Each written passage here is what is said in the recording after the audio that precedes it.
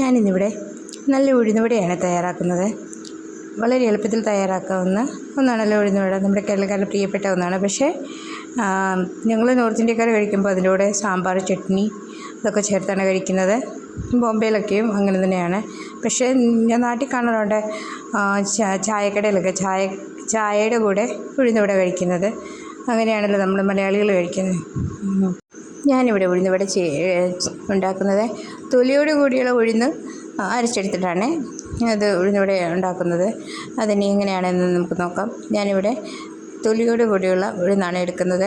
ഞങ്ങൾക്കിവിടെ നോർത്ത് ഇന്ത്യയിൽ അല്ലെങ്കിൽ ഞങ്ങൾ താമസിക്കുന്നിടത്ത് മധ്യപ്രദേശിലൊക്കെ മാർക്കറ്റുകളിൽ ഈ രീതിയിലുള്ള ഉഴുന്നാണ് കൂടുതലായിട്ട് കാണാൻ പറ്റുന്നത്. അധികം പോളിഷ് ചെയ്തത് അല്ലെങ്കിൽ തൊലി കളഞ്ഞ് ഉഴുന്നൊക്കെ കുറവാണ് കാണുന്നത്. അത് കടകളിൽ മാത്രമേ കിട്ടത്തുള്ളൂ. പക്ഷേ മാർക്കറ്റിൽ ചെല്ലുമ്പം ഇതുപോലുള്ള ഉഴുന്ന് വിൽക്കാൻ വെച്ചിരിക്കുന്നത് കാണാം. ഇത് എനിക്ക് കുറച്ച് ഉഴുന്ന് ഇതുപോലെ തൊലിയോടുള്ള ഉഴുന്ന് കിട്ടിയിട്ടുണ്ട്. അത് ഞാൻ വെള്ളത്തിലിട്ട് വെച്ചു. ഇനി ഇത് രാത്രി മൊത്തം വെള്ളത്തിലിട്ട് വെക്കണം. അതിനുശേഷം രാവിലെ ഇതെടുത്തപ്പോഴത്തേക്ക് നല്ലവണ്ണം കുതിർന്ന് കിട്ടി. ഇനി ഇത് പെട്ടെന്നാണ് ഇതിൻ്റെ തൊലി കളയാൻ പറ്റുന്നത്. നമ്മുടെ കൈ കൊണ്ട് ഞെരടിയാൽ തന്നെ അതിൻ്റെ തൊലി പെട്ടെന്ന് തന്നെ പോകും. പിന്നെ കുറച്ച് പ്രാവശ്യം കഴുകിയെടുക്കണമെന്ന് മാത്രം, കുറച്ച് വെള്ളം ചിലവാകുമെന്ന് മാത്രമേ ഉള്ളൂ. നല്ലവണ്ണം ഒന്ന് കൈ കൊണ്ട് തിരുമ്മി കഴുകിയാൽ പെട്ടെന്ന് തന്നെ അതിൻ്റെ തൊലി കളഞ്ഞ് കിട്ടും. നിങ്ങളിങ്ങനെയൊന്നും ചെയ്തിട്ടില്ലായിരിക്കും. പക്ഷേ ഇത് നല്ലതാണ്. നല്ല ടേസ്റ്റാണ് ഈ ഉഴുന്നിന്. അധികം പോളിഷ് ചെയ്യാത്ത, കെമിക്കലൊന്നും അധികം ചേരാത്ത ഉഴുന്നാണ്. ഞാനിത് അതിൻ്റെ തൊലിയെല്ലാം ഒന്ന് കളഞ്ഞെടുത്തിട്ടുണ്ട്. അതിനുശേഷം ഇനി ഇതൊന്ന് അരച്ചെടുക്കണം. ഇതിൻ്റെ കൂടെ ഞാൻ കാര്യമായിട്ടൊന്നും ചേർത്തിട്ടില്ല. ഈ ഉഴുന്ന് മാത്രം ചേർത്താണ് ഞാൻ അരയ്ക്കുന്നത്. അധികം വെള്ളം ചേർക്കാതെ ഈ ഉഴുന്ന് അരച്ചെടുക്കാം. ചിലർ ഇഞ്ചി ചേർക്കാറുണ്ട്. ഞാനിവിടെ ഇഞ്ചിയൊന്നും ഇപ്പം ചേർത്ത് കൊടുക്കുന്നില്ല. ഞാൻ ഇഞ്ചി കൊത്തി അരിഞ്ഞ് ചേർക്കുന്നുള്ളൂ. ഈ രീതിയിൽ ഞാനിതൊന്ന് അരച്ചെടുത്തിട്ടുണ്ട്. ഇനി ഇതൊന്ന് നല്ലവണ്ണം സോഫ്റ്റാക്കി എടുക്കണം. ഒന്ന് ഇത് കൈകൊണ്ട് ചെയ്തെടുക്കാം. കൈകൊണ്ട് നമുക്ക് സോഫ്റ്റാക്കാം. അല്ലെങ്കിൽ സ്പൂണോ തവിയോ വെച്ച് എന്തെങ്കിലും വെച്ച് ഇത് നമുക്ക് നല്ലവണ്ണം ഒന്ന് സോഫ്റ്റാക്കി എടുക്കണം. അത് നല്ലവണ്ണം കുറച്ചുകൂടി ഒന്ന് മയമാകും. നല്ല പഫി ആയിട്ടിരിക്കും. ഇതുപോലെ ഞാനിവിടെ ഇതെല്ലാം ഒന്ന് സോഫ്റ്റാക്കി എടുത്തിട്ടുണ്ട്. ഇനി ഇതിലേക്ക് വേണ്ട ചേരുവകളൊക്കെ നമുക്ക് ചേർത്ത് കൊടുക്കണം. ഇങ്ങനെ സോഫ്റ്റാക്കി എടുക്കുമ്പോഴാണ് ഉഴുന്നുവട നല്ല സോഫ്റ്റായിട്ടും നല്ല ടേസ്റ്റി ആയിട്ടും കിട്ടുന്നത്.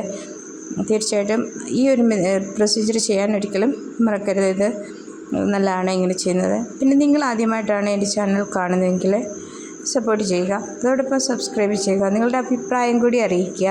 ഞാൻ പിന്നെ ഇതുപോലെ ചെറിയ ചെറിയ വീഡിയോ ഒക്കെയുമായി ഞങ്ങളുടെ ഇവിടുത്തെ വിശേഷങ്ങളുമൊക്കെ ആയിട്ട് വരുന്നതായിരിക്കും. നിങ്ങളുടെ അഭിപ്രായം തീർച്ചയായിട്ടും അറിയിക്കുക. അഭിപ്രായം വിലയേറിയതാണ്. ഇതിലേക്ക് ഞാൻ ഉപ്പ് ആഡ് ചെയ്ത് കൊടുത്തു. ഇനി അതിൽ ബാക്കിയുള്ള ചേരുവകൾ ചേർത്ത് കൊടുക്കാം. കറിവേപ്പില ചെറുതായി അരിഞ്ഞ് ചേർത്ത് കൊടുത്തു. അതിനുശേഷം ഇഞ്ചി, പച്ചമുളക് ചെറുതായി അരിഞ്ഞത്, ഉള്ളി അരിഞ്ഞത്, പിന്നെ അല്പം കായപ്പൊടി കൂടി ചേർത്ത് ഇതുപോലെ നല്ലവണ്ണം മിക്സാക്കി എടുക്കണം. നല്ലവണ്ണം ഇളക്കിയെടുത്തതിന് ശേഷം ഇനി നമുക്കിത് വട ചുട്ടെടുക്കണം. ഞങ്ങൾ ഇവിടെ നോർത്ത് ഇന്ത്യക്കാർ അല്ലെങ്കിൽ ബോംബെയിലൊക്കെ ഉള്ളവർ ഈ വടയുടെ കൂടെ സാമ്പാറും അതുപോലെ ചട്നി ഒക്കെ ഉണ്ടാക്കിയാണ് കഴിക്കുന്നത്. പക്ഷേ നാട്ടിൽ ചായയുടെ കൂടെ കഴിക്കുന്നതാണ് കൂടുതലായിട്ട് കണ്ടിട്ടുള്ളത്. ചായക്കടയിൽ ഉഴുന്നുവട അത് വേറെ രീതിയിലാണെന്ന് എനിക്ക് തോന്നുന്നു. പക്ഷേ ഇവിടുത്തെ ഉഴുന്നുവടയ്ക്ക് ഇവർ ഇത്രയും കാര്യങ്ങളൊന്നും ചേർക്കത്തില്ല. ഞാനിവിടെ ചീനച്ചട്ടി അടുപ്പിൽ വെച്ചിട്ടുണ്ട്. അതിലേക്ക് ആവശ്യത്തിന് എണ്ണ ഒഴിച്ച് കൊടുത്ത് ഇനി ഇത് നമുക്ക് കുറേശ്ശെ ചുട്ടെടുക്കണം. തീ നല്ലവണ്ണം ചൂടായി കഴിഞ്ഞതിന് ശേഷം തീ മീഡിയമിൽ വെക്കുക. അതിനുശേഷം ഇതുപോലെ കൈ നനച്ചതിന് ശേഷം നമുക്ക് ഉഴുന്നുവട കൈ കൊണ്ടിട്ട് കൊടുക്കാം. പിന്നെ ഇതിങ്ങനെ അറിയാൻ വയ്യാത്തവർക്ക് വേറൊരു മെത്തേഡ് കൂടിയുണ്ട്. അത് യൂട്യൂബിലൊക്കെ കാണാറുണ്ടല്ലോ നിങ്ങൾ. അതുപോലെയും ചെയ്ത് കൊടുക്കാം. പക്ഷേ എളുപ്പം കൈ കൊണ്ട് ഇതുപോലെ ഇട്ട് കൊടുക്കുന്നതാണ്. മീഡിയം തീയിൽ വെച്ച് വേണം എപ്പോഴും നമ്മൾ ഇങ്ങനെയുള്ള കാര്യങ്ങളൊക്കെ ചെയ്തെടുക്കാം. അല്ലെങ്കിൽ പെട്ടെന്ന് കരിഞ്ഞു പോകും, ഉള്ളു വേഗത്തില്ല. ഇതെല്ലാം ഒന്ന് വറുത്തെടുത്തതിന് ശേഷം സമയം കൊണ്ട് നിങ്ങൾക്ക് വേണമെങ്കിൽ ചട്നിയും ഉണ്ടാക്കാം. തേങ്ങ ഒക്കെ ചേർത്ത് നല്ലൊരു ചട്നി കൂടെ ഉണ്ടാക്കിയാൽ വളരെ ടേസ്റ്റി ആയിരിക്കും. ഇനി ഞാൻ ഈ അരിപ്പയിൽ വെച്ചിട്ട് എണ്ണ പേടിയുള്ളവർക്ക് ഇതുപോലെ അരിപ്പയിൽ വെച്ചിട്ടും ചെയ്യാം. അത് യൂട്യൂബിലൊക്കെ കിടപ്പുണ്ട്. യൂട്യൂബ് മെത്തേഡാണ് അത്. ഞാൻ യൂട്യൂബിലൊക്കെ കണ്ടിട്ടാണ് ഞാനത് ചെയ്തത്. കുഴപ്പമില്ല, നല്ല ഐഡിയയാണ്. നമ്മുടെ കൈ പൊള്ളുന്നവർക്ക്, കുട്ടികൾക്കൊക്കെ ഇപ്പോഴത്തെ തലമുറകൾ ജനറേഷനൊക്കെയുള്ള കുഞ്ഞുങ്ങൾക്ക് പേടിയായിരിക്കും ഒരുപക്ഷെ. അത് അവർക്ക് അതുപോലെയുള്ള മെത്തേഡുകളൊക്കെ ഉപയോഗിക്കാം. നല്ല ഐഡിയ ആണ്. പിന്നെ എളുപ്പം കൈകൊണ്ട് ചെയ്യുന്നതിനൊക്കെയാണ് ഡയറക്റ്റ് പെട്ടെന്ന് എണ്ണയിലിട്ട് കോരിയെടുക്കുക. അതൊക്കെ എളുപ്പ വഴികളാണ്.